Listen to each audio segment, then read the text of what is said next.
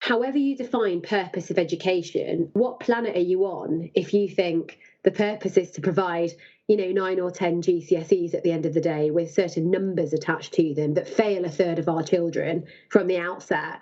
It feels very much to me that very few people would say that that is the purpose of formal education. And we have many reasons, including economical, things that directly affect GDP in this country, that tell us that we need reform. Welcome to Rethinking Education. Education's critical friend. Hello, and welcome to episode 8 of the Rethinking Education podcast. As you can probably tell if you've listened to any previous episodes, I have a more or less insatiable thirst for talking about education, and I am really relishing the opportunity that this podcast is affording me to have in-depth conversations with fascinating people about how we might rethink education and reform it in an attempt to bring about a more harmonious, equitable state of world affairs.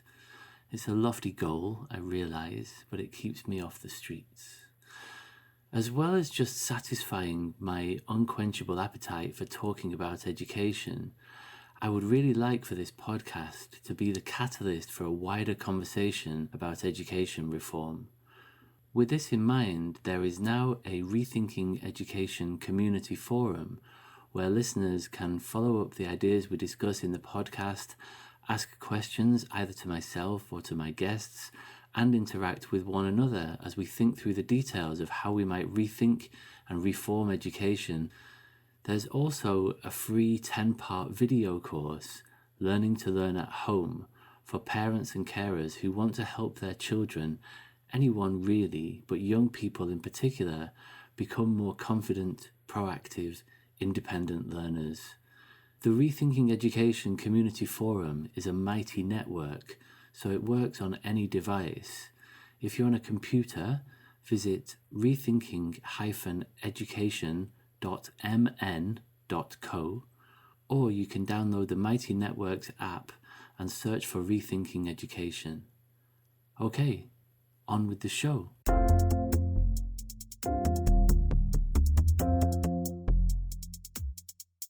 Today, I'm speaking with Priya Lakhani, OBE. Priya is the founder and CEO of Century Tech, an award-winning artificial intelligence edtech company. She's also the author of a book called Inadequate: The System Failing Our Teachers and Your Children, which was recently published by John Catt. I'll come back to the book shortly. In 2008, Priya left her job as a barrister to set up a philanthropic cooking sauce company, Masala Masala. Through its charitable foundation, Masala Masala provided millions of meals and thousands of vaccinations to the underprivileged in India and Africa, and funded several schools.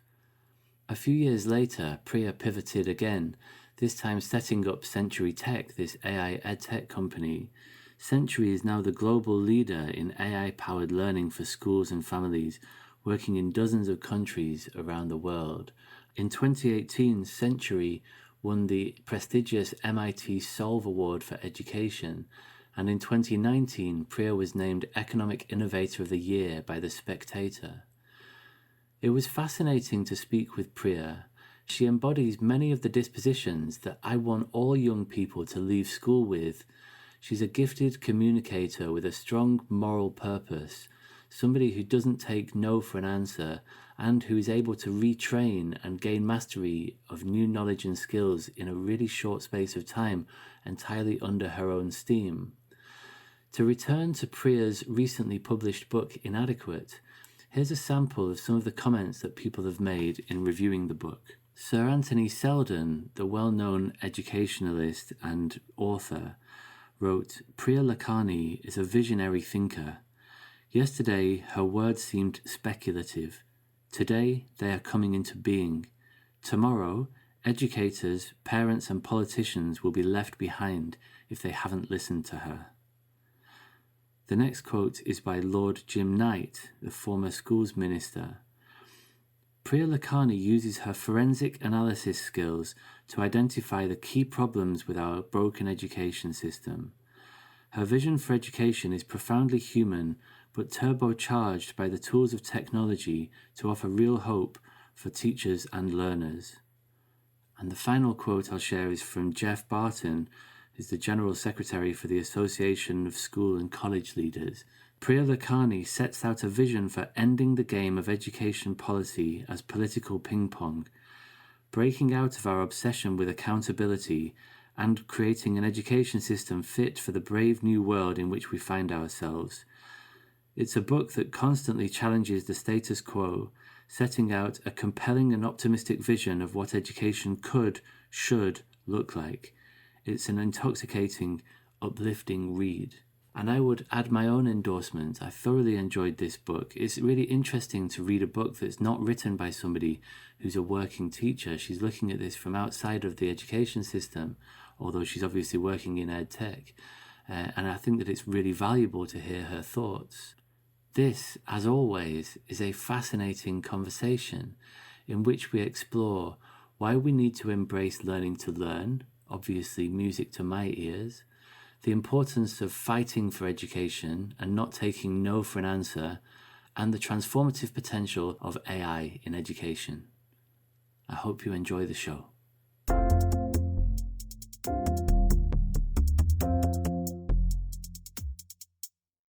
Priya Lakhani, welcome to the Rethinking Education podcast. Thank you, James.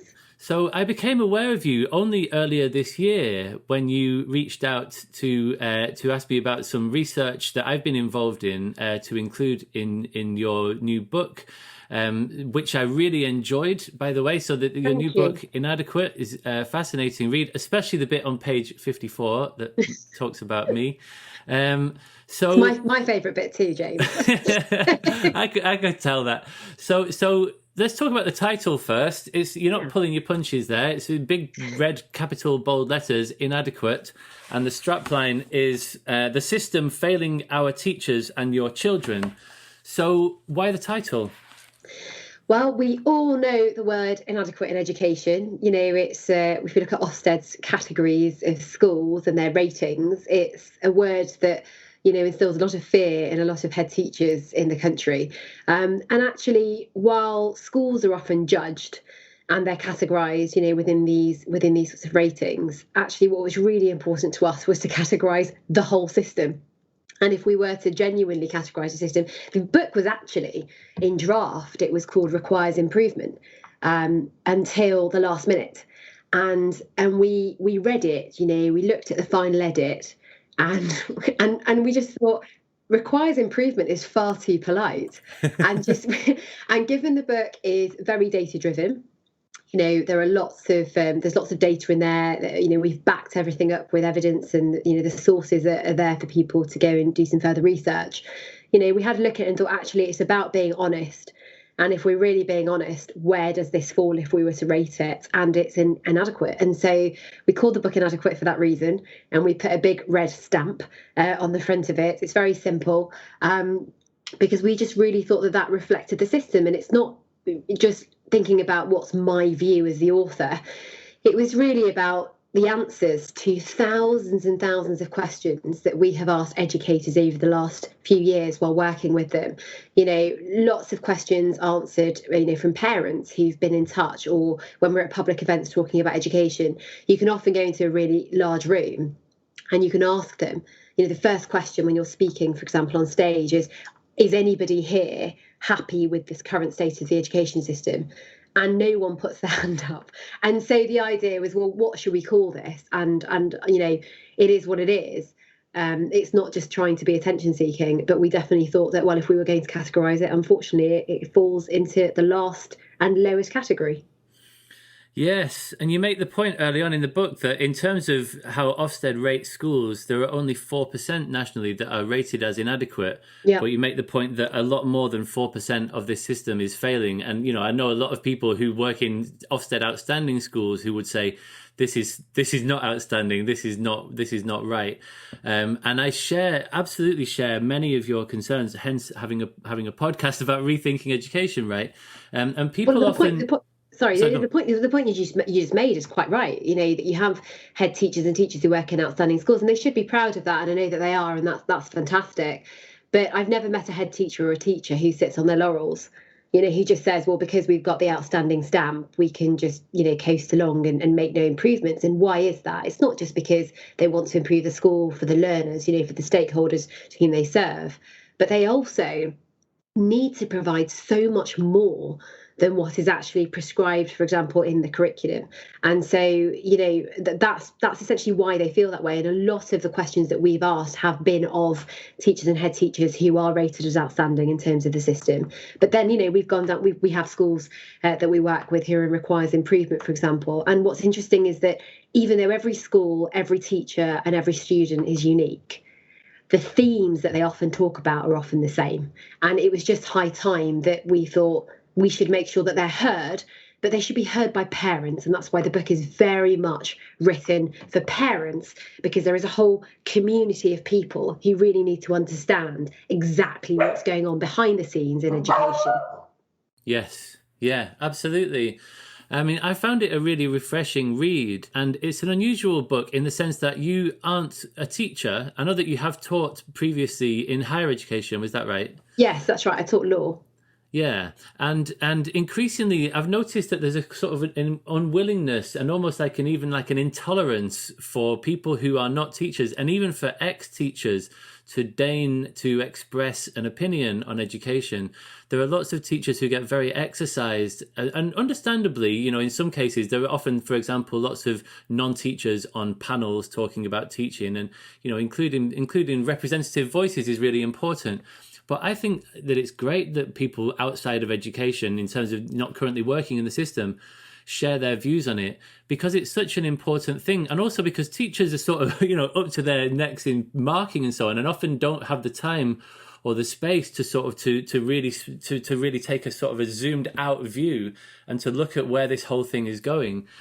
So I really welcomed it, and there's a number of things. I've been reading your book, and it's absolutely covered in highlights and squiggles and stuff. And there's lots of things that you say that I've thought about a lot before, but that you express very, very succinctly, which I really, really enjoyed. So we're going to get into some of the contents of this book later on. Do you want to say something before we go on? Yeah. So I just think it's really important that people outside education do express their views. And, of course, people get upset. It's like telling the medical profession, if you're not a medic, and you give them lots of advice about how to change. But actually, it's not telling teachers how to teach. That's not what it's doing. We have a vested interest in education.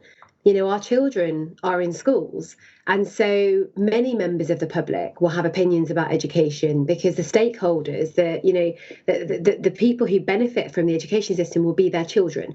And so it's absolutely right that parents, for example, people who are working outside education, have a view, and that those views are heard.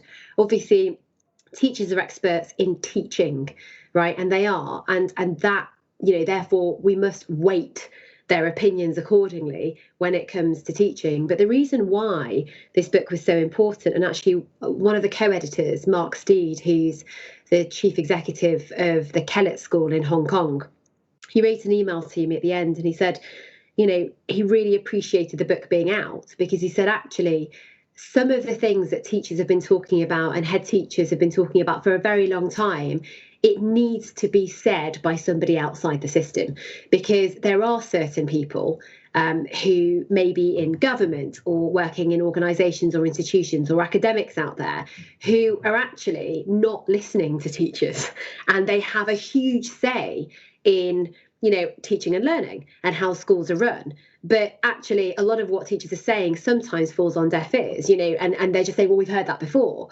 Whereas actually, there is no problem whatsoever, I don't think, with people from outside the system saying we agree with this too. And that's what it's doing. There is a movement towards how we can change and transform education. And there are lots of different ideas about how to do this. But unless parents buy into it, it's going to be very, very difficult to change the system. And who are we changing it for? Well, we're changing it for the benefit of learners and teachers. And what's really fascinating is when the book came out, we've had so many teachers write to us, and so many on LinkedIn, on Amazon review it and say, thank goodness something is out here that is different but it is actually stating the case that we've been talking about for a long time. And actually, I'm really happy that we did that. And I think it's a really important piece of work. And the more and more people that we have taking an outside perspective, as long as it's based on data, and I think that's what we were very clear on. So when we wrote this, we thought we don't want to just say something that's a whim or just a quick opinion of ours. We need to ensure it's based on data, it's sourced, there's evidence behind it, and it's been backed up either quantitatively or qualitatively by the education profession. Yes. Yeah. And so just quickly on this point about calling it inadequate and so on, like you write elsewhere in the book, there's a quote that says, "The hard work, dedication and love of teachers is being hamstrung by a system that is not fit for purpose." And just briefly before we move on to the next part of the conversation, without wanting to sound too much like Jordan Peterson, that depends on what you mean by purpose, right? Yeah. So when people say it's not fit for purpose, so do you sort of have it? And people have got different ideas about the purpose of education, and that's why this whole conversation is such a fascinating mess, in some ways, because it's really complicated. It's values and science and beliefs and what we think education is for. So what's your sense? When you talk about that, the system is not fit for purpose, what do you mean by purpose? Well, when we think about education and what it's for and what its purpose is, we have to be clear on what happens at the end of it. And I think many of us say, well, look, education should never end, and we are really big advocates of lifelong learning, and that's fantastic. But the formal education system, the one that is being reviewed in the book, if you like, and being, stamped as inadequate, what's that supposed to provide? Well, that ends. It ends it for some students at 16 and others at 18, let's say, across the board in general. And so at 16 and 18, what's supposed to happen? Well, that education system should have prepared those young people for the world of work, or, to go into further or higher education or apprenticeship training, or whatever it is that they want to do. So it's an ecosystem. It's not just about formal education. We then have to go to further education, higher education, apprenticeship training providers, employers, and say, well, what did you want from the system? What was it supposed to provide these students with? And what we can't argue against is the fact that over the last decade, there have been reports from some of the largest employers, some of the most innovative employers. There have been reports from some of the largest firms that state that our students, our young adults, are not leaving formal education with the skills that they need to then go into the workplace. And when you ask that question, what do you mean? The devil's always in the detail. Which skills? And, there are lots of reports where they have broken down those skills in terms of when we talk about creativity and socio-emotional intelligence and complex reasoning, and which includes critical thinking, higher order cognitive capabilities, attitudes and behaviours to learning, so metacognition, all of these sorts of areas. They have been mapped to various roles. So whether they're management roles, process type roles, manual labour, technical roles, physical science, roles that require empathy, etc. And they've been mapped. And when that work has been done, there is a huge disconnect between what students are currently leaving formal education with and what is needed. And so we have to look at that gap and say, well, what does that mean? And the big firms have said, well, the UK alone is missing out on £140 billion worth of GDP if we don't bridge that gap in terms of, what we call soft skills sometimes, right? And that's slightly, I get a bit irritated with soft skills. I just say, look, they're core skills. If we call it soft, for some reason, it feels a little bit like it's less important than hard skills. But it's about having a combination of the two. So when we think about the purpose of education, we can first say, from a very sort of cold, look at it, what is it supposed to do? And we can look at that skills gap and say, well, is it or is it not providing that? Then you need to go into the system. And this is where the educators, absolutely, we have to listen to them. We have to really weight their views. And often, what's really fascinating is that they do teach a lot of these skills. They do. Students often will leave school and, some of them have got, amazing sets of skills across the board. But why do some students have that and others don't? Well, the reason is because teachers, senior leaders in schools are working, bending over backwards, above and beyond, what they are prescribed to do by the curriculum to provide that holistic education. They are doing it, but they're doing it in spite of the curriculum rather than actually being supported by the system. So there's that point. And then just lastly, school is not just about leaving with a bunch of qualifications and skills. School and education learning has never been about assessment, right? Assessment is completely different, and that's a topic we can come on to. But learning and the love of learning and upskilling oneself, what I like to call learning agility, all of these sorts of skills, they're really important. But also, we want our children to be confident learners. We want them to be able to communicate. We want them to be happy, right? Happy. When you think about your child, you want your child to be safe. You want them to be happy. And then I think the long list comes after those two things. So teachers are often providing that environment where they can feel emotionally fulfilled. Their well-being is being looked after, the pastoral care of a child. Schools have to provide that too. That is also what education provides. So looking at all of that together, and I think we've just scratched the surface. Does formal education, is it, in terms of the system, is it structured to provide all of that?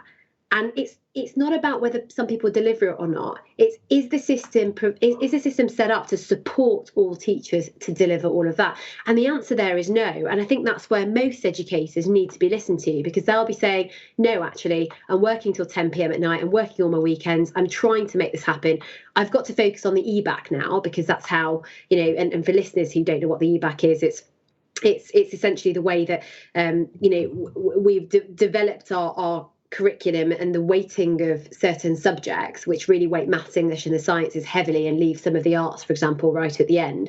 And that really affects teachers and then how they deliver education. So I think, I'll stop rambling now, but all of that needs to be looked at. And so is it fit for purpose? No. However you define purpose of education, what planet are you on if you think the purpose is to provide 9 or 10 GCSEs at the end of the day with certain numbers attached to them that fail a third of our children from the outset?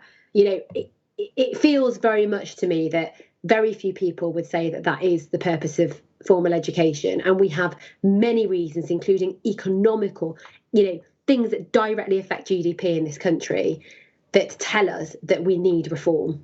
Yeah. I mean, that's a really comprehensive answer. Thank you. And I think it's clear that you're talking about purposes of education. I feel like I'm carrying on for your audience.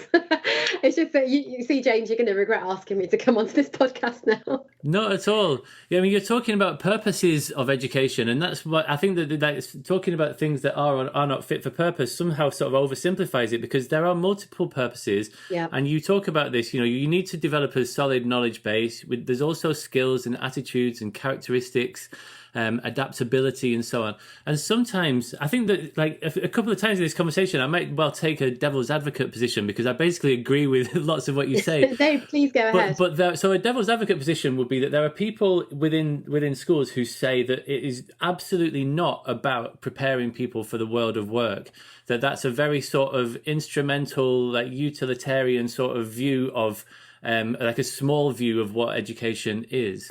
I mean, I've got an answer to that, but I'd be interested to hear in yours.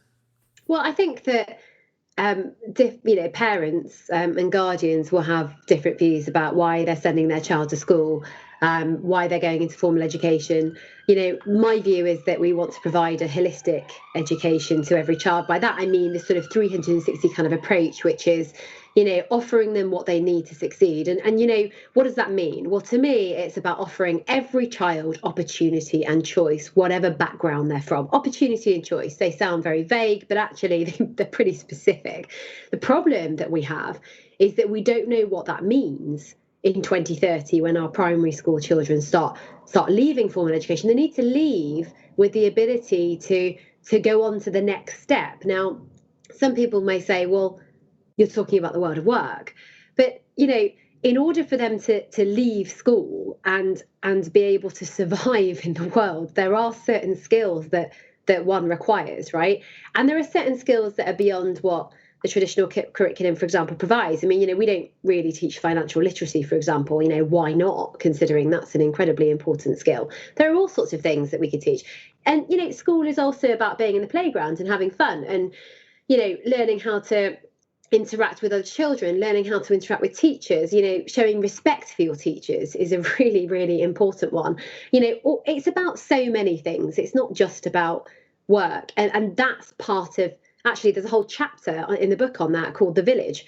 and the fact is that it takes a village to raise a child. The teachers are sort of counsellors, pseudo parents, that they do an enormous job. They don't just sort of focus on teaching geography or mathematics, in secondary school or primary school. So it is about providing a lot more. And then, that begs the question that, well, if we created a diagram, and there've been so many workshops and panels on this, and people do sometimes disagree on what the fundamental purpose of education is, but the idea is to try and find the common ground, and find what I think generally most people want. And then even if you find that, to just answer the question, is the way that things are set up today working? And for those, who will sometimes write and say, well, actually, I think that there's no change required. Well, if you do as you've always done, you get what you've always got. And I can tell you right now, I don't think any of us are happy with, for example, the gap in terms of education and outcomes that the disadvantaged, are having to cope with at the moment, particularly given that social mobility has been damaged somewhat since COVID. You can't be happy with that. If you're happy with that, I really have to question, who are you focused on? Because actually there are children in areas of deprivation and in coastal towns, for example, where we need to do a lot more. And we should be always pushing ourselves. Even if there is a reform of education, we should, take that agile approach that manufacturing companies started with, and then it sort of hit the tech sector, and it's now, very much involved in sort of design thinking. But we should always be iterating, be agile, thinking, well, okay, how can we ensure that we're always improving, right? And so that has to be the attitude in education, because it's just so fundamentally important. Yeah. I'm with you, absolutely. I think that the people who say that education should not be about preparing kids for the world of work, it just seems like you're sort of saying, yes, at the end of this process, you might not, be able to earn a living or succeed in the workplace. But what I've taught you is so much more important about the history of the internal combustion engine, or whatever it is that they've decided is more important than developing these skills. And also, like some people are quite skeptical about the very idea that these skills really sort of can be taught. And that's a whole separate conversation that we might come into later. Yeah. And also, James, just, if you really think it's not about even part of it as the world of work, which, I don't think it's all about that at all. But if you even think, well, it's not at all important, then, I think that's really creating a problem when it comes to social mobility, because there are certain children from certain backgrounds and families where their parents, are in whatever profession, and they're going to always be able to go into the world of work. Why? Because their parents or guardians will spend time with them, their families, their friends they'll get internships and opportunities through their networks and contacts, right? So if we change the system so that, well, we don't need them to be prepared for the world of work, they're going to get it anyway. Well, what about everyone else? What about those children that, don't hear about work experience? They don't have a network to rely on. They don't have parents who can inspire them and tell them that actually, you are just as entitled to have dreams and go and become whatever it is, that you want to. There are those kids that will then struggle. So the problem that we then have is that some children will automatically be given that advantage, which we already know today, even today, that is the case, that there are children who just have they have access to more resources than others. So if we don't use the formal education system to upskill everybody, then you can start to see that we're absolutely not allowing there to be a level playing field. And I can see that being a huge problem, because then when somebody does an impact and evaluation of that 10 years later and says, well, what happened to incomes and salaries? Why are some people still stuck in a certain cycle of low income? Again, I don't want to draw too much to it because we would need the data, but and I don't really like saying things just on a whim, but I'd be very concerned about what that evaluation report would say if we didn't rely on schools in some way to upskill our children for the workplace when they leave formal education. Yeah, I completely agree. And it's a matter of balance, it's not an either or thing. We can do this and that. The research that I've been involved in for the last 10 years, we increased their learning outcomes in terms of traditional sort of subject learning, and they developed confidence, and they were able to develop project management skills and do all kinds of other things. And so it doesn't have to be an either or thing. We can educate in such a way that it's a win-win. Just to pick up on one more thing that you mentioned there, and I know there's a chapter in the book called Graduating in 2030, which is what kids who are currently in primary schools do. There's this other phrase that people are often quite skeptical about, and it's this phrase people often say, like, preparing kids for jobs that don't exist yet. Yeah. And it's almost like just a stupid phrase. But and it's been widely debunked, right? Like, of course, like, to some extent, jobs are changing, but also, there are lots of things that do remain constant over time. But I don't think that we can, deny the fact that the world of work is changing at an insane rate of pace. And with the coming of automation and AI and all of these other things, it's just obvious that, jobs for life don't exist yet. There's a lot more precarious work, 0-hours contracts. And it's going to be really useful for people to learn how to be autodidactic, right? Like I know that you've done in your career, that you stopped what you were doing, put the brakes on, rechanged, studied a nano degree, whatever that is. This is new to me online, and retrained and set up a company in something that you had no experience in. That sort of agility that you were talking about is clearly what people are going to need in the future, far more so than they have in the past. Whether or not you would define this as preparing kids for jobs that don't exist yet, to deny that the world of work is undergoing a period of rapid transformation is just to have your head in the sand, I think.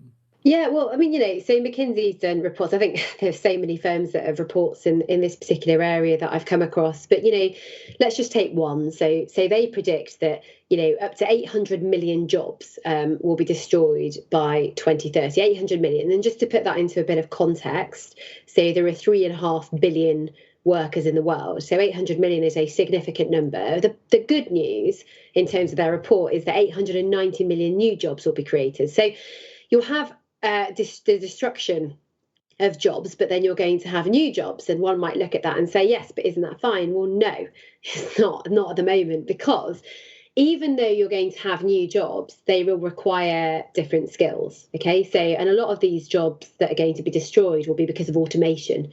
And if you think about automation and artificial intelligence and how it works, this skill of being able to essentially just take a concept and then apply it constantly and consistently, that is something, I'm being a bit broad brush here, but that's basically something that AI might be able to do very well. So it's this idea of these new skills that we mentioned earlier in terms of complex reasoning and, social perceptiveness and, like negotiation and all of these sort of critical thinking that will be really important. So why is it necessary to talk about this? Because the students that leave school at the moment that are in primary school will be looking for these new jobs. And today, if you look at the types of skills they're becoming experts in at school, those tend to be, not all of them, but some of them are skills that an AI, for example, could do very well. So we need to ensure that children have these other skills that automated technology will find very, very difficult to replace. It's about empowering the human intelligence rather than the artificial intelligence, right? What's human about us that an AI couldn't replace?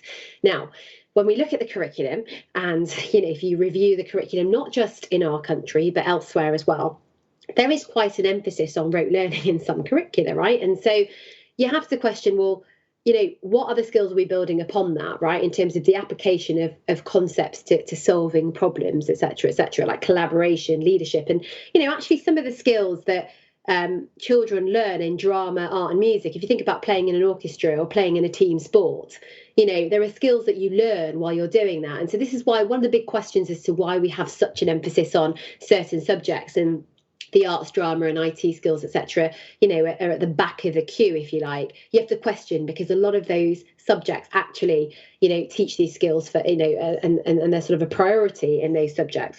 So this world of work, it's going to look different. And so you and Kate McAllister led the learning skills curriculum. And what I really liked about this was that it's essentially this idea of these, of learning skills that are embedded within the curriculum rather than having to teach something completely separate. And then through doing, impact studies with control groups in the right way in which academics would often, would often assess these studies, you did see huge advantages to students learning in a slightly different way. And so the big question is, well, can we do that nationally? Can we roll this out nationally? And, with 2030, no matter what happens, and I don't, predicting the future is always a very, very difficult thing, and it's often a fool's errand. But, we currently spoon feed our children their education. This is why many nations have started a procurement process or completed a procurement process, which is essentially like a national retraining scheme, where they're having to upskill adults who are losing their jobs, right?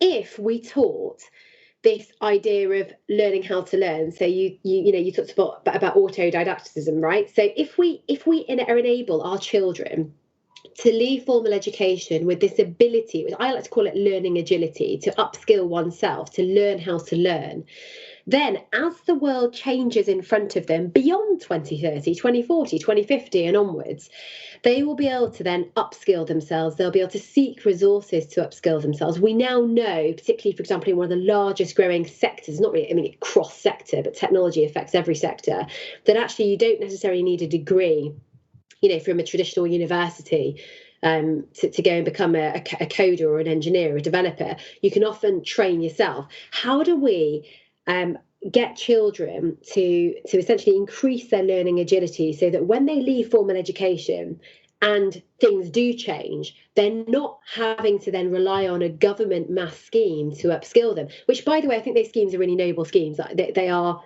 fit for purpose in terms of what we need now, but do we want them later? So you can go online, today, you can go online, you talked about nano degrees, so these online smaller degrees where you don't have to invest 3 years of your life, but you basically, go and take what you need and then you apply it to your education. And what I love about those is, if you remember the Matrix and you remember, the scene where you've got your Trinity and your Neo and they're plugging into the back of their brains jiu-jitsu or whatever it is, or flying a helicopter, I remember, right? So that's obviously a kind of crazy way of thinking about it. But it's the idea that you get what you need at the time, right? And so you can go online, and we have these already, right? So we've got MOOCs, which I know were really overly hyped, but you've got Coursera, Udacity, Udemy, Future Learn, which is a fantastic initiative, from the UK. And so you can go on and you can learn. Now, there's got to be a discipline in that. It's not that easy. You don't just want to be signing up to something. They've got, in general, I think MOOCs a while ago, certainly when I looked at them in the market about 5 years ago, but had a 96% dropout rate. So you want people to be able to, go and search for the resources they need to upskill themselves, to know what they need to upskill themselves with. You then need them to be able to actually have the discipline to sign up and then continue with upskilling themselves. And then you need to add a currency to the qualification, right? Because some traditionalists will say, well, the only currency that I would offer to someone's credentials are if they're from a higher education or further education institution or an apprenticeship training provider, etc. Whereas actually there is currency to these nano degrees now, right? And so the idea is that the world will become more accepting of those, but we need to ensure that every student has the ability to go and find them. And that's the issue. That's an issue that touches on social mobility and the disadvantage. Have they got the tech? Have they got the devices? Have they got the bandwidth and the infrastructure? Have they got the ability to go and upskill themselves? Big question. And we need to ensure that they have that as much as everyone else.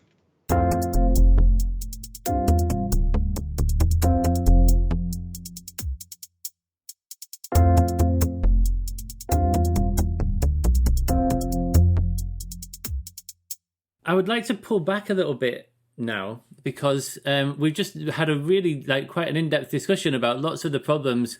This is the stuff that I normally put at the end of the podcast, but we sort of got into it, and that's great. But I want to pull back because it seems to me that you're a really good example of somebody who embodies this idea of learning agility.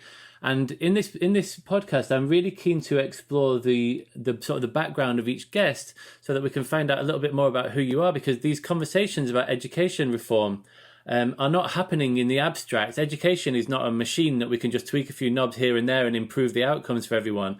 It's messy, and it depends on what you think education is for and your values and the experiences that you've had and so on. And I'm also really interested in this idea of significant learning that's happened in your life, where pivot points, like light bulb moments, things that have really shaped you as a person. So I really want to get into thinking about solutions to some of these problems that we've been talking about. And we touched upon some of them just now.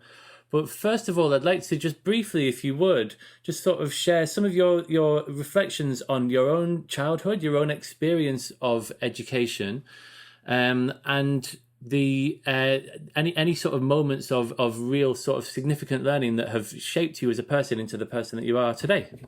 Sorry, that's a massive question.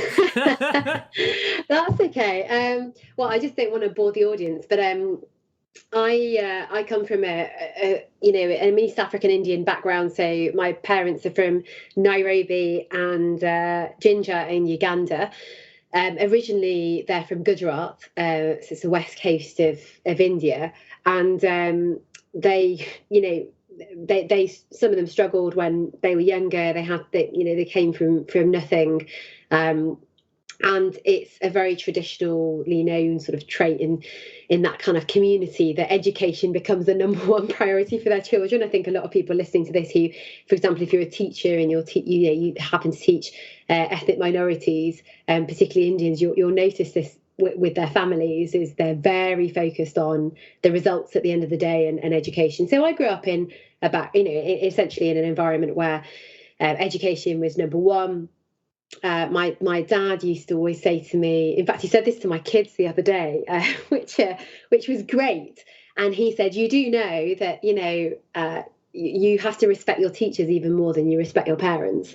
And, these are the sorts of parents where you'll never find books on the floor in their house. I don't know if anyone knows this, but, with Hindus, you don't put books on the floor, and you never, ever, ever touch a book with your foot, because books give you knowledge. Teachers give you knowledge, and anything that gives you knowledge is basically treated as God, right? And so I was brought up in that sort of an environment with those sorts of lessons. And so I went to school, spent my term time in a very, very nice part of the world in Cheshire, up north, but spent my holidays in Kenya, in Nairobi. And so had a really, really it was just quite surreal. So term time in a leafy part of Cheshire, and then holidays, with family, where in parts of Nairobi you have servants, right, and they live in their servant quarters, and that was very odd, obviously, to have a driver and a nanny and people like that. So I didn't really understand any of that, and I remember being about 6 years old, really, really young, and in Nairobi, and just having this moment in my life where I just thought, I really want to change things for the world. And it's really naive. It's one of those cringe stories that, everyone's going to listen to and say, oh, God, one of those. But I did. I just thought, I want to change the world. I want to focus on equity and justice for the underprivileged. I really didn't like the fact that things were very different in parts of East Africa than what I was used to in Cheshire. I just didn't understand why there were servant quarters. I didn't quite understand why children on the street weren't wearing shoes and didn't have clean water, and I seem to have everything, including a driver of a white Mercedes in Nairobi. Do you know what I mean? And it just felt really odd to me. So I grew up and thought, well, I want to change this. And with equity and justice, obviously, becoming a lawyer comes to mind. So I said, right, I'm going to be a barrister. That's what I'm going to do. And but with that, it's always been part of my life that the idea is, one must always have integrity. One must always do the right thing and try and help others. And so I grew up with that. But my school had different ideas to me. So in sixth form, I remember saying I'm going to apply for law, and they wouldn't sign my UCAS form because they told me that I wasn't bright enough, from an ethnic minority and female. Wow. And they said, look, barristers are white, male, and they go to Oxbridge, and you're none of those. So there's no way we're going to do it. And then my father argued with them over the phone. When he threatened Watchdog on them and Anne Robinson, that was when they finally started. I think they just thought, oh God, we'd better give up with this one. And get Anne Robinson out if you really mean business. He said, I'm going to call Anne Robinson. This is a Watchdog issue. I remember that. He stormed into the common room. I was so embarrassed. But at the time I was really embarrassed, and I've really thought about this. It's really interesting you asked this question about my background and how all this kind of comes about, because I've been thinking about it during this period while working from home for a long time. And, why am I a bit strange and like this? I think writing the book really made me think about it. But actually, I was really embarrassed in the common room, and I didn't know how to react.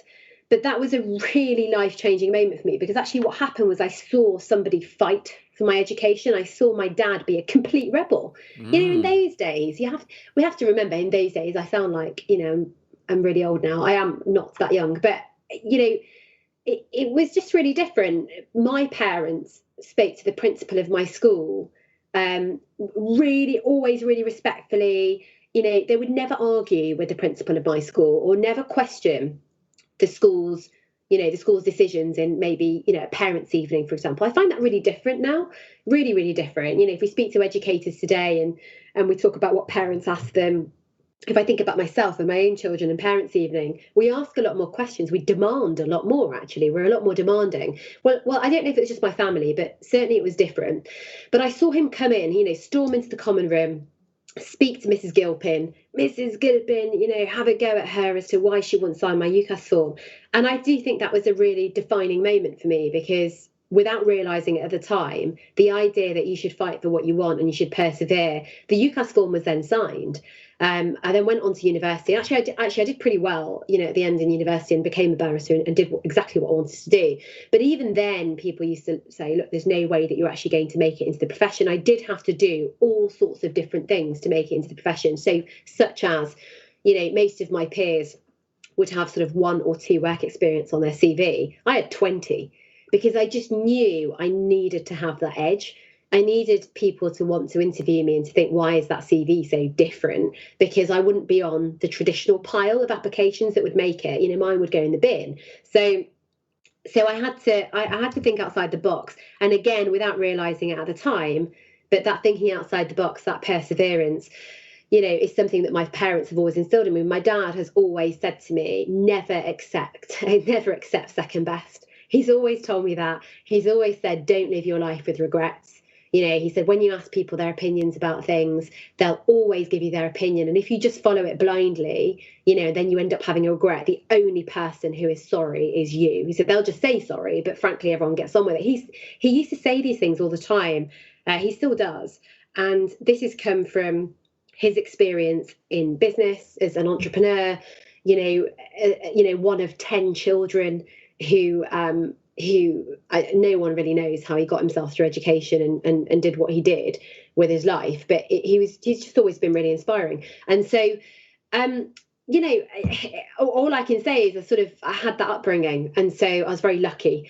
And I was constantly surrounded by those messages at home, whereas at school, actually, it was quite different. Right, at school, it was, you can't do this, you can't do that. And at home, it was, yes, you can, don't listen to anyone. So I was lucky that I had that. And then, I was running, I was a barrister. I loved it. It's the best job in the world if anyone's looking for a job that's a lot of, it's really important. It was very good fun, really, really challenging. But I really noticed that I wasn't changing the world like I'd promised myself. And that really disheartened me in so many different ways. And so I had this entrepreneurial nature anyway. I was the kind of kid that sold chomp bars in the netball courts and made 3 pence profit from my friends. I then scaled to curly whirlies and made 7 pence profit, and then my brother and I would go to auction houses and buy things and, sell them for profit. I used to trade stocks and shares on the market, made a lot of money when Malcolm Glazer bought Manchester United, which I know some people won't like me for, but the fact is, it was a great decision, and did all of that, and frankly learned a lot from my brother as well, my older brother. He's really entrepreneurial. So being a barrister, still thinking, well, how am I actually going to make change? And decided that actually I could see a gap in the market. There was no fresh food in the supermarkets. When it came to cooking sauce for ethnic food. I had no time to cook when I was a barrister. I was working really late nights, weekends, and I really love cooking. I've done some of the cordon bleu courses. So when I want to do something, I do it properly. I think that's definitely been something that I've learned about myself. I enjoy learning a lot. I get into things and then I become quite obsessive about learning everything about them, and came up with this idea of ethnic sources. But this was an opportunity to fulfill one of my dreams. And so I decided that when I set up this social enterprise, this food company, for every pot of sauce that we would sell, we'd feed a homeless person a hot meal. And we'd also, I was thinking about this triangle that I sort of came up with when I was young. This is not at all, this is not original in any way, by the way, but it's just the idea that if a child has nothing, and you want to get them out of that cycle of poverty. And I'm talking about countries like in India and parts of East Africa that I knew very well, right? Then they need healthcare, they need to survive, they need nutrition, and then they need education. And the reason why is because, for example, if you go to some of the slum areas in India, you can't get a child to attend a free school, even a slum school, if they're hungry. Yeah. Because they'll go and beg on the street, right? You see this a lot. So I thought, okay, we need to provide the three. So with Masala Masala, we would provide free meals, we would fund the schools that they go to, and we'd provide pentavalent 5-in-1 vaccines. And that was, it was a great little venture in it, and it taught me a lot about business as well. I didn't know what I was doing when I started, and I just learned. Part of that's a little bit about being fearless in some ways. You sort of get into things and you don't suffer from paralysis over analysis, right? Because some people have really great ideas and then they analyze it so much they never actually get started. So you've got to have that balance between constantly researching and analyzing, but also doing, also actually making that first move and then learning with a very agile approach and just changing as you go. And again, these are not rocket science. I always think that it's just learning as you go from your mistakes and changing approach. So sound like kind of common sense things. So it's kind of crazy that we often talk about these things. And then did that. And frankly, that was an education in itself. It was a really interesting experience. Prior to that, I forgot to mention that when I was a barrister in the evenings, I taught law. That taught me a lot about what I did and did not like about teaching.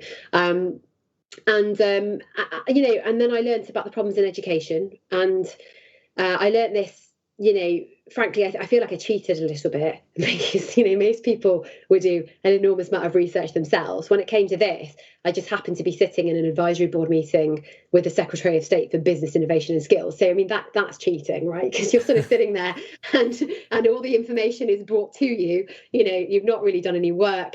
And there was a particular politician who's really passionate about skills. He's our current Secretary of State for Health, so Matthew Hancock. But at the time, he was sort of the bridge minister between BIS and DFE. And so he came into this meeting and he was so passionate about it.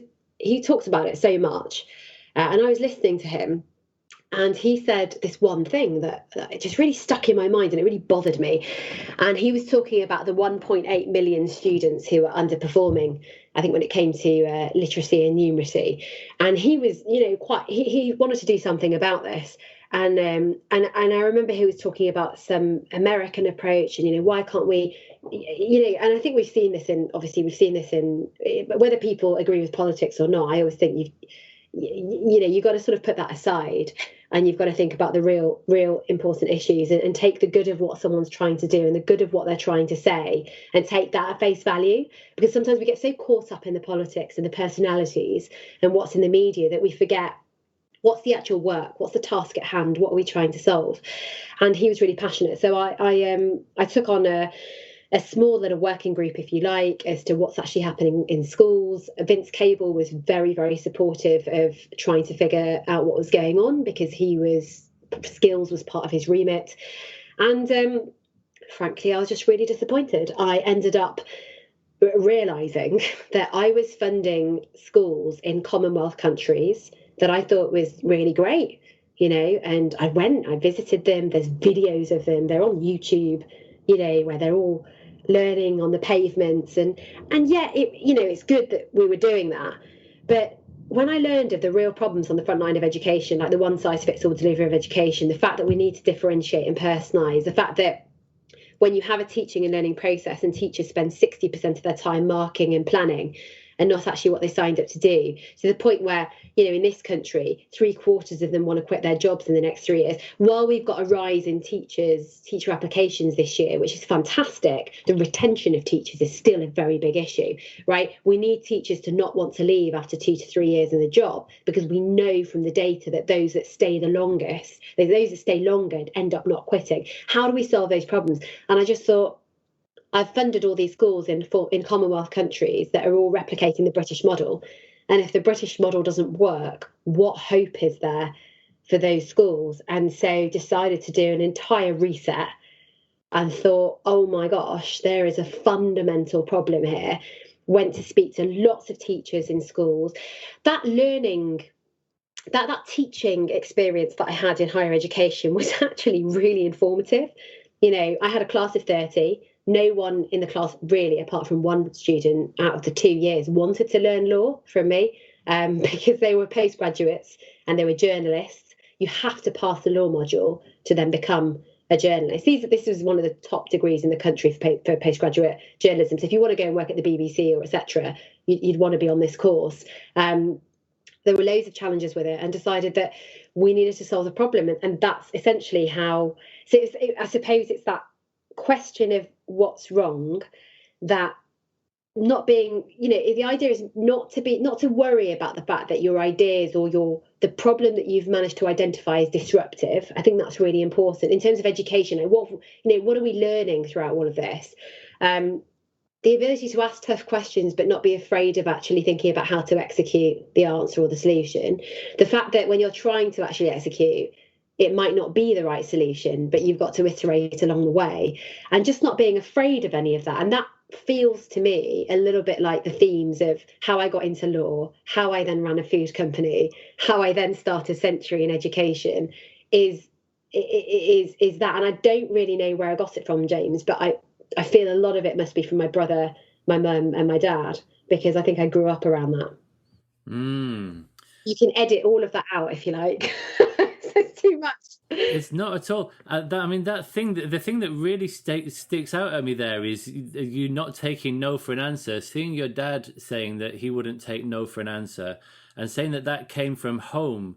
And I just sort of wrote down, it needs to come from school, and underlined it, because for the kids who don't get that message elsewhere, and I know from having watched an interview that you did with someone else that's also on YouTube, that through this journey, you've had people telling you no at every stage. Every stage. I still get people telling me no. I mean, even today, I get people telling me no. You get people telling you no more than you get people telling you yes at the beginning. And that's a formula. There aren't many entrepreneurs that will give you a different pattern or a different history. What happens is that, I learned this from the amazing Richard Harpin, who is the founder and runs HomeServe, and he says no plus no plus no plus time equals a yes. And I learned that from him maybe over a decade ago. And, it's about that perseverance and that resilience. And we often talk about those as being two of the key skills that we want all of our children to learn. The issue is, obviously, I remember going to school and meeting a careers counsellor who then typed in how I was doing in certain subjects into some old computer, those big old back computers. And, it came up with plumber or librarian. And I remember going home to my parents saying, I'm going to be a plumber or a librarian. And by the way, they're fantastic jobs, and plumbers make far more money than many of us do, which we know. But the fact is that, that didn't please my parents, because they wanted to hear doctor, lawyer or accountant, which is very typical for Asians. But the idea that someone can type into a computer very, very few metrics and then somehow make a conclusion that this is all that you can be, there's something so wrong about that. And, it was about growing up at home and hearing those messages about how much one can achieve. And that does need to be shared with everybody. And you're right, those children who necessarily have that home, where are they going to learn those lessons from? And I think actually many schools do a tremendous job of trying to open, and make sure that their horizons are as big and as wide as possible. But this is all very, very challenging, because the amount that we then put our teachers, the amount we put on our teachers and the pressure we put them on, put them under, which, you've got to do this, then you've got to do that. Now you've got to make sure they're ambitious. Now you've got to make sure they persevere and they're resilient. It's a really tall order to ask any one human to ensure that they deliver all of that with, 30 children to 180 in a year group sat in front of them.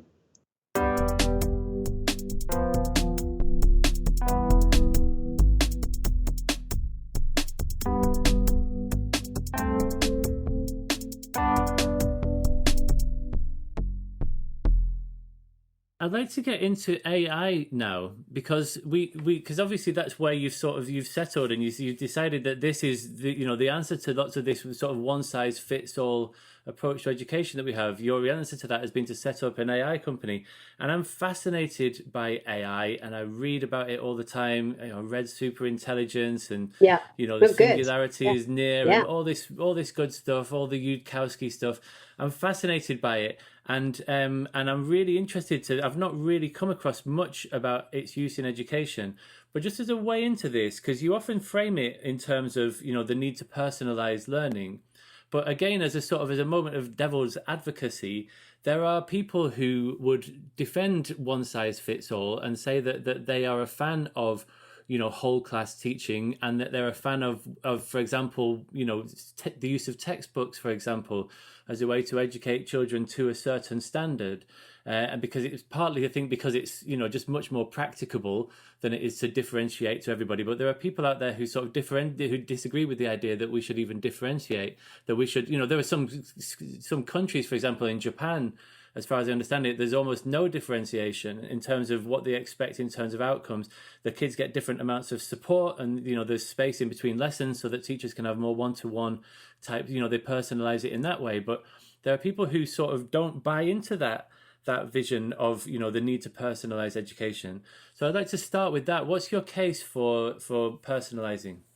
Yeah, well, look, I mean, just to start off with a sort of higher level of perspective, if they're really happy with it, then they're happy with the fact that 55 to 65-year-olds have better literacy and numeracy than our current 16 to 25-year-olds.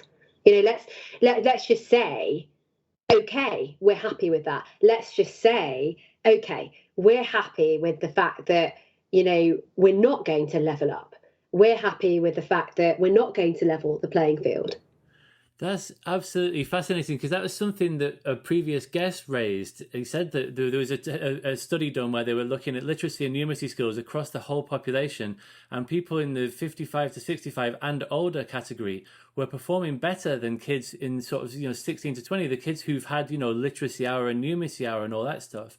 And that's really interesting, because those older people went to school when there was no national curriculum. This was like the Plowden primaries in the 60s and 70s, where people think now characterize that time as very sort of permissive and, sort of progressive and woolly-minded. There was no Ofsted, there was no league tables then.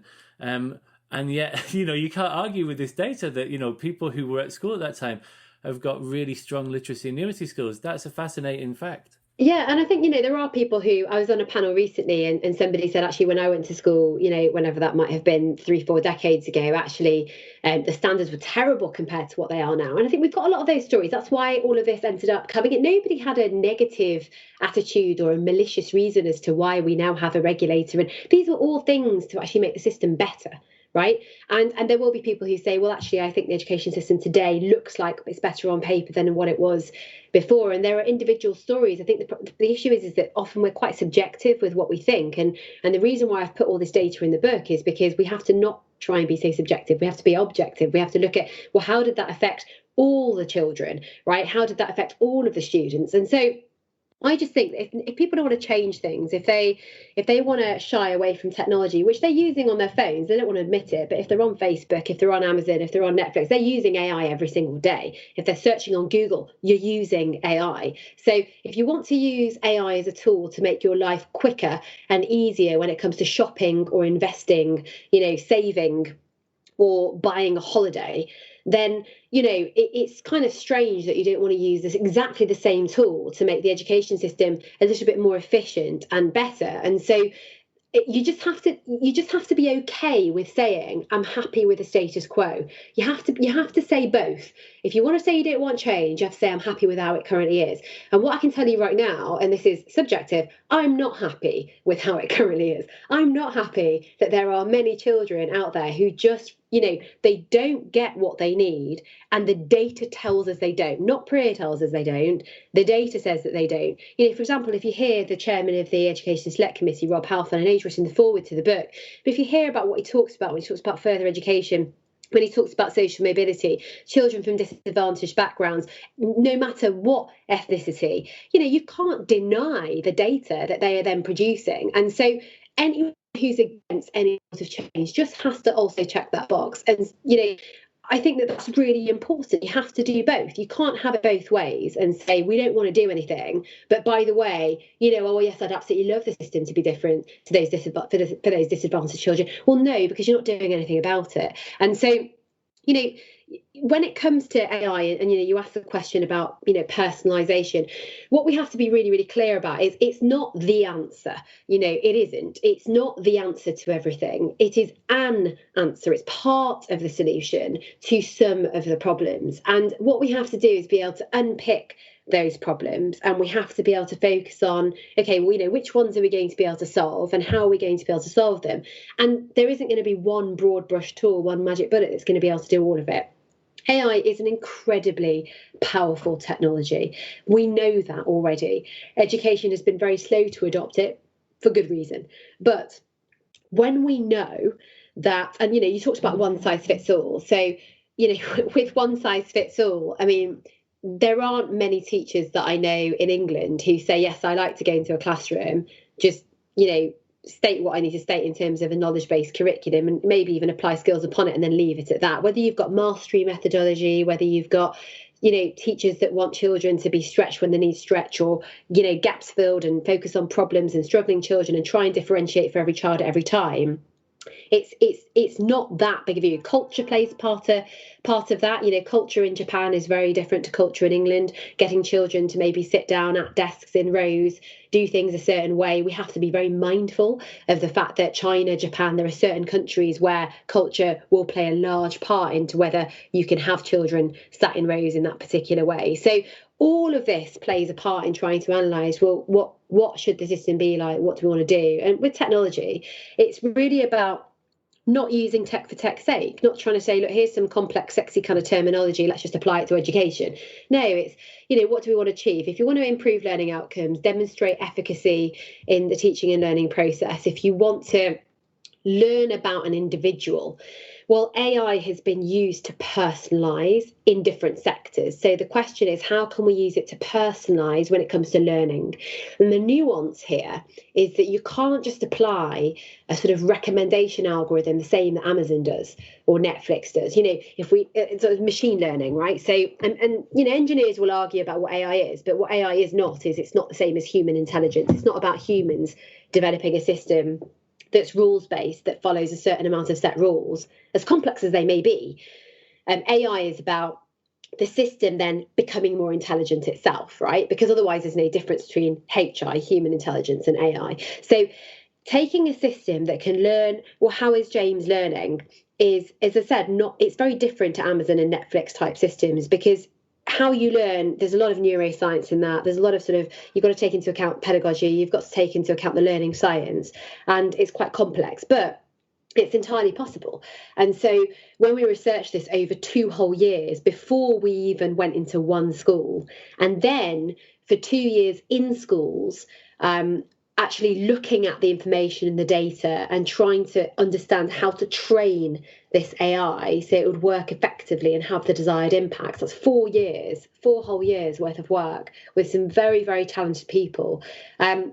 We came up with the conclusion that, look, it really can increase learning outcomes, which is often, one of the KPIs, if you like, for an education system. And it can increase learning outcomes for the disadvantaged, for those, who, for example, are on, pupil premium, few school meals, for students with certain special needs. It's not going to be able to appeal to all of them, but it can do it for some. And at the same time, using big data analysis, it can also provide really important insights and information to the educator, where you can now empower the teacher. So if we think about the teacher and who that is and how highly skilled they are, what should they spend their time doing in the classroom? Well, it is those human skills that you want to be able to essentially amplify. So the idea is that the AI augments the teacher. It's a tool for the teachers and the learners to use to help differentiate for the student, but provide the teacher with the information they need to make timely, targeted interventions. No more finding out at parents' evening as well for a parent that your child is struggling after a whole term, because actually you can log into something that will tell you instantly and help them. So it's about that sort of general concept. I mean, it sounds really interesting, and there's so many examples of tech being used, and you talk about these in the book in a way that just don't work very well, and often things that are promised that are going to liberate us end up enslaving us, like spreadsheets with all sorts of coloured, conditional formatting in them, and email, that supposedly makes things easier, but actually we end up becoming a slave to our phones and answering emails at all times of the day. Virtual learning environments are often just rubbish. And one of the things that you talk about in the book is that essentially what we often do with EdTech is just reproduce what we do in analog, and you just do it through a computer, and it might save a bit of photocopying. But it does seem to me that AI does things that are fundamentally different. I don't really understand exactly what it is that it does and how it works. I'll tell you. Let me tell you. So let me explain it, just because I think I'll have a go. So what the AI, let me explain what Century's doing, because you can use AI for different things. So you've got assessment systems, and I'm very happy at any point to talk about AI in different forms of in terms of how it's applied to education. But in this sense, if you think about search, right, search technology. So when you're on Google or Yahoo or Bing or any of those sorts of search platforms, right, what those platforms are doing is they're tracking when you type something into the box that you want to search for, and then you're scrolling down the page. If you remember when these search engines first came out, you might have to scroll down the first page. You might have even had to click onto the second page to find what you wanted, right? So they tracked every individual, what you typed in. And when you scrolled, many of these technologies, not all of them, but many of them will actually track your scrolling down, which links you hover over, even if you don't click them, and then which ones you click. And, they can track all of that. So what they're doing is they're tracking your behavior on search technology to then be able to see patterns and correlations in what do humans search for, right? What words and phrases do they use? And then what is it that they're actually interested in? And if a machine can track all of that data. Now, if you're thinking about how you hover, how you scroll, what you type in, the differences in the words, etc., that's a lot of data, right? Where are you from in the world? Why is it, contextually, some words mean different things, etc., etc. That's a lot of data. It would take a human being a very, very long time to sift through all of that and figure out what every single search actually was meant to then result in for a human, right? Because we're all searching for different things and our interests are different.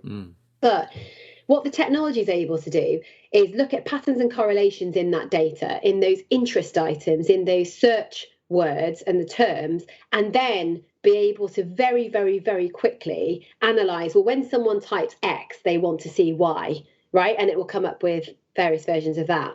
So if we use exactly that sort of idea, but on an education platform where an AI, a machine, you log in, it's tracking every subject that you are looking at in terms of digital content, right? How did you learn the content? Let's say it's, an inspector calls, right, in the literature. And the reason I'm using this example is everyone always thinks of maths. Let's not talk about maths for a second, because, this technology can be used for anything, any subject, and even corporate learning and development, right?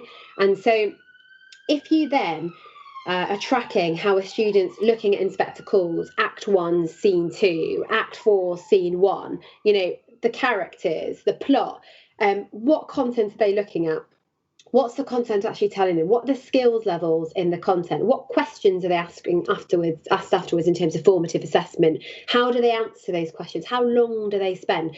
All of these, if it's collecting all of that information, what a machine can then do very quickly, that again would take a human years and years, or even a group of humans years and years, is it can look at patterns and correlations in that data. So this is more machine learning, right, that I'm explaining, but just to get the concept. And then start to analyze, well, when students learn in a certain way, and we're analyzing their effort levels, their focus levels, their pace of learning, how they engage with a particular subject, how they move through the questions, were they marked as having special needs? What's the background of the student, etc. All of these types of data points, a machine can then analyze, well, what's best for this student to learn next? So are they struggling in physics because they're struggling in maths? Are they struggling in an inspector calls because actually they're struggling with spelling and grammar? They're getting the context right, but they're unable to actually answer the question properly. These are things that affect you at the end of the day when you're being assessed, right? Not that assessment is the whole purpose of education, but people are interested in students being able to produce a final piece of work, right, that takes into account all sorts of skills.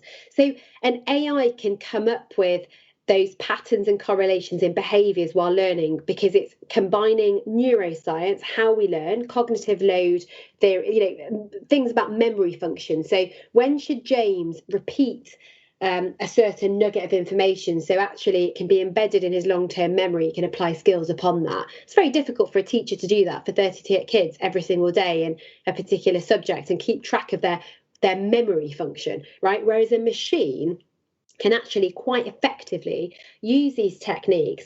But the problem is that you can't just use it on its own and independently. It's there, it's providing students with that personalisation, but then it's also providing lots of information to teachers. So teachers in the classroom during those face-to-face moments where they're making an intervention, that intervention is incredibly accurate, right? And it's in time. And so that's essentially what an AI can do in that sense. And then very briefly, but when you're talking about content in education and actual digitized materials and curricula, you could use artificial intelligence to be able to understand what's behind the content. So what skills is this content actually testing a student? When we talk about knowledge and skills, what skills are being applied in this particular area or not? And you can build deep learning models, and you can essentially start to analyze that content. Whereas otherwise, what do teachers have? They've got textbooks. They've got pages and pages of textbooks, maybe some digital material, but you've sort of got to rely on the little box at the top that tells you the learning objectives, haven't you? And then you've got to just mark the test. And then we're asking our teachers to become data analysts by saying, well, how did each child do in the test? Why didn't they do well? That takes an enormous amount of time. So, AI has, there are huge advantages in using this technology in teaching and learning in the right way, and recognizing how it can amplify, good parts of the process, how it can help to take away some of those unnecessary tasks, not at all, being one of these sorts of systems that increases workload, but actually taking a lot of that unnecessary workload away. But the big question is, can it be applied widely so that we don't end up with a section of society that has access to it and do better as a result, and then a section of society that doesn't? In practical terms, what does this mean in terms of the classroom, and how long would a child have to be spending time with a device or a screen in order for the machine to learn all of this stuff? Yeah, so in primary school, a student will spend about half an hour to 40 minutes a week using the system, and they would in that time they might do a little nugget in maths. We call them nuggets, like little bite-sized pieces of learning, one in English or spelling and grammar, and maybe a science one. So some children will do all three. It might take them an hour. Some will do one or two. It might take them 20 minutes. In secondary school, you're looking at about an hour on average per student. They might be focused on a particular area, because what the AI does and what it helps you do is, when you go into the platform, you don't just go through the topics that you're learning in class necessarily. It comes up with a recommendation of what you should learn next. And if you follow that, it will interleave between different subjects, because it knows that, we know that that's good for memory function, but it will give you what you need to learn. So you might find that your peer group is learning Pythagoras' theorem. That's fine. You might be given roots and powers, because the machine knows that unless you actually learn roots and powers, there's no way you're going to be able to excel in Pythagoras. So, it will give you and recommend what you need to learn next. And so, it's only really, up to about an hour and a half. We do have some students, that spend a lot longer on it. We have independent learners, that their parents are given access to the system, or school children, at school they've got it, who just spend a lot longer. They like learning on it, which is fantastic. But there's definitely no need to do more than that amount of work. So it's a real myth when people think, well, AI in education, or, we have to spend all day in front of a screen. Actually, not at all. And it's also not the case that a school that's looking for this sort of technology suddenly needs to buy an entire host of of devices. Now, that was true for many during lockdown, which was a very different situation. And I really empathise with all the schools that managed, that didn't get the devices in time. But, pre-COVID and hopefully post-COVID, schools with an ICT suite, for example, have been able to utilise this sort of technology highly effectively just by being able to have that sort of rotation system of certain classes using the technology at a certain time, which means that they've avoided spending a lot of money on new kit, if you like. But one of the things that schools tend to struggle with, that is not something that unfortunately the sort of software and even hardware companies can necessarily help with, is infrastructure and bandwidth.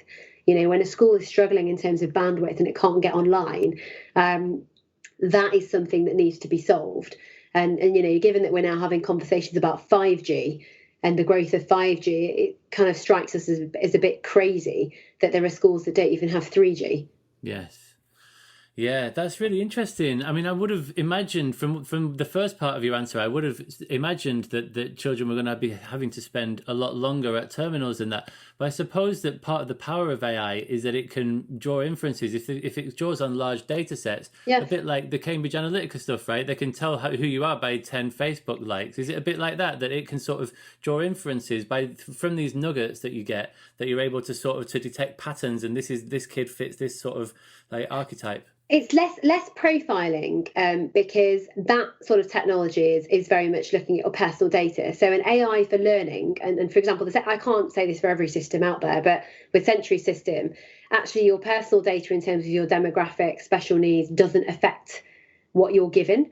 And the reason why is because otherwise you create algorithm bias. Right. So if an AI, for example, knew your background, your demographic, your ethnicity, etc., then you don't want an AI to start coming up with assumptions about your learning just because of the colour of your skin. That would be terrible. And so actually, Century System, which I do think it's the gold standard in the way that that the educators, engineers and scientists have built it together, is it's very much taking into account the ethics of AI and what shouldn't and shouldn't be there. But where that data does come into play is the teacher dashboard. So when a teacher logs in for a senior leader in a school to then combine the behaviours, but with an analysis of, well, actually, in your school today, this is how all of the males from a pupil premium background are performing in comparison with the girls or the non-pupil premium. To be able to see a deviation is really, really powerful. For a head teacher to be able to say, look, we're really kind of failing in progressive spelling and grammar, literacy with this particular demographic. So it allows you instantly that day, to talk to the senior leadership team and say, how are we going to fix this? Rather than waiting at the end of the year for a set of summative assessment, high stakes results that have damaged the opportunity for those children, and nobody wants to do that. So that analysis, so it's really about using personal data at the big data analytics stage, at the analysis stage, rather than using it in the algorithms, and that's really, really important. And I think that this is where the conversation about ethics and AI and it's one of the reasons why I co-founded the Institute of Ethics in Education, for AI in Education, with Sir Anthony Seldon and Professor Rose Luck, and it's chaired by Lord Clement Jones. I think there's lots of people who are really, really interested in this area, as they should be. It's incredibly important. But for us, it's very much, what do we know so far, and how can we ensure that we take into account any risks, mitigate them, and that we do build that gold standard of a system.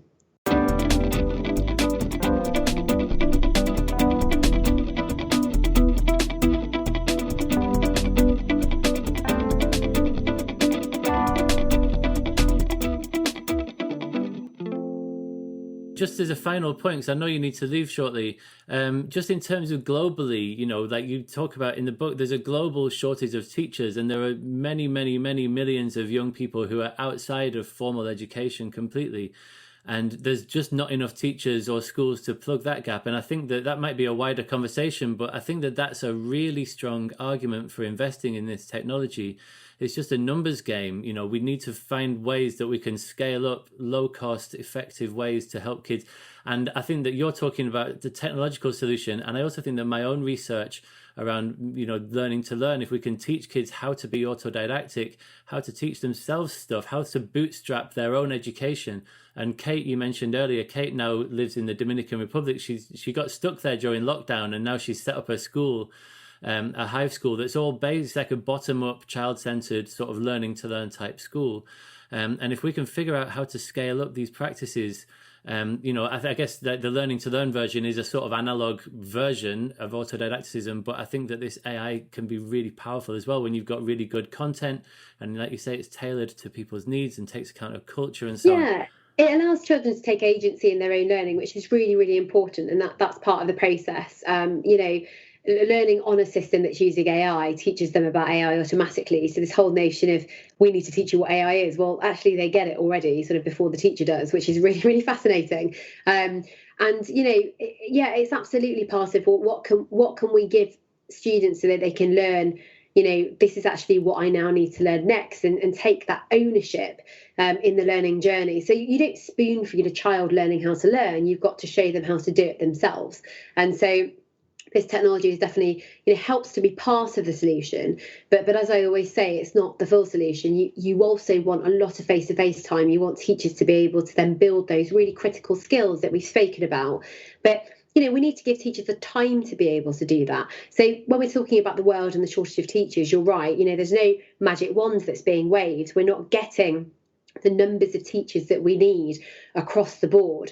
So we do need to look at alternative solutions, but ones where we can still achieve the goals that we want to achieve. The big question is, what are those goals? And that's the big question, that we need to answer that question again. We need to say, well, is what we're currently providing able to get us down that route? Is, a system where we're strangled by this accountability system, this high stakes assessment where you apply a bell curve? Do you want to walk into every primary school and say to a child, a third of you will not do well? That's just the way it is. Sorry, guys. I think that those, if again, for those that don't argue for any sort of change, at least then side by side be happy with the fact that you're okay with that. And I don't think many of us are. And so this is exactly why, again, it's not a solution for everything. It's part of the solution. And but as I say in the book, that there are many important things to talk about in education, not just technology. And we really have the opportunity during such a devastating time to create something very positive, which is the system's been disrupted, everything's been disrupted. Can we try and change things for the better in some ways before things settle down again?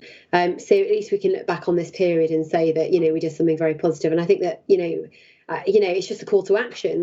Who's satisfied? And if they're not sure about what's wrong with the system, then by all means read the book or listen to all of your podcasts. Either way, the point is be inquisitive and be curious. If you're collecting your child from school and you're not asking any questions, then, obviously everyone cares about their child's education, but you should at least know the data and know the facts behind what's going on to then say that you're happy with the status quo. Yes, absolutely. And just in closing then, I mean, you're dead right. And I wanted to make that clear, that to make that point that that the book is not, obviously you're running an AI company and you're interested in pursuing that agenda. And I think that it looks like it's promising, and I'm interested to hear more. But the book is not just an argument for AI. No. And towards the end, you sort of identify, just to end on a few solutions. You talk about the fact that the curriculum you refer to it as being curriculum bloat. It's very over stuffed with stuff, and there's so much content to get through that that's a big problem. Replacing an ineffective and stressful exam system. You talk about the GCSEs are a bit like a speed camera hidden in a lay-by that's sort of trying to catch people out in this one shot chance at the end of year 11, and a third must fail by design. The third one is about trusting teachers with freedom to do what they want, and to have that to have much more of a sort of an interpersonal, when you have less content to get through. And I know this from teaching in a learning to learn classroom. When you're doing project type work, you can have those much more in-depth conversations with kids, and you can go around and get to really know them and coach them and mentor in the way that they need to. The fourth one is about mental health. There's a lot of that in the book, and that's a whole other conversation, but there's lots of very alarming data around the increasing rates of mental ill health, self-harm. They've doubled. So prescriptions, hospital admissions, since sort of the mid 2000s, sort of 2006, 2010, these numbers are doubling. So, parents ought to be concerned. There's no point just thinking we're somehow invincible and insulated from this. It applies across the board. and it's something that we're going to have to deal with within the system, because many of our young people who are in the system, it's that system that they're relying upon, in a sense, even if they don't know it, to ensure that they can leave happy and healthy in terms of their mind. Yeah. And yes, I think it would be a real shame not to invest in this area now, because otherwise long term we'll be paying for it regardless. And obviously we're not that yes, paying for it economically is not really what we're concerned about. It is what it is. But why should we allow this to happen to young people? So that support needs to be there. And the answer is not to simply upskill teachers so they have yet one more thing to have to do. The answer is, how can we support our teachers to provide that pastoral care for every child? And I can't see any other way around it other than attaching pound signs to that sort of support. But if anyone else has any better solutions, then obviously I'm sure that the government would love to hear them. But it's really important we don't shy away from that conversation. Absolutely. And obviously mental health is a complex issue, and there are many factors. But the question remains, we're not suggesting that schools are the cause of this, but to what extent do schools alleviate it, and to what extent do schools compound it?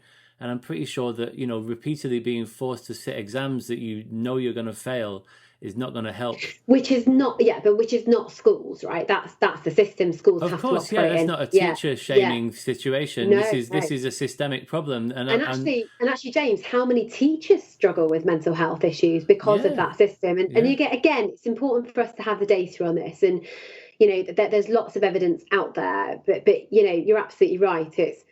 There are bigger, more fundamental sort of systemic issues that are creating some of these problems. But then, with mental health, there's all sorts of things. There's, social media, for example. There's bullying online now, which is very, very, very difficult to track. We're starting to see, although, this week, so we're, given us a podcast, I'll say, so it's sort of the 10th of December, 2020, we're starting to see an increase in, the EU. I know that obviously there's a big conversation today about whether we're going to have a deal or not, no deal, but you are starting to see movement in terms of regulation when it comes to big technology players, right? When it comes to sort of the anti-competitive nature of those technology companies, or policing the internet. So I think this stage that we want to now see, particularly the UK, get into is, how are we going to protect our children from online harms, and how do we make sure that the big tech is accountable for essentially held to account if, for example, they're unable to mitigate the risk in a certain way. That conversation is happening, but the solution can't come soon enough. I really, really want to see that happen. Completely. There's so much more that I would love to talk to you about, but I know you need to go and pick up your kids. So we're going to pause it for now. I really recommend to listeners to get a hold of this book. And I look forward to finding out more about your work and to continuing this conversation sometime in the future. Thank you so much for having me, James. Time is a measure of change. We don't have much time. Time is a measure of change. We don't have much time. Time is a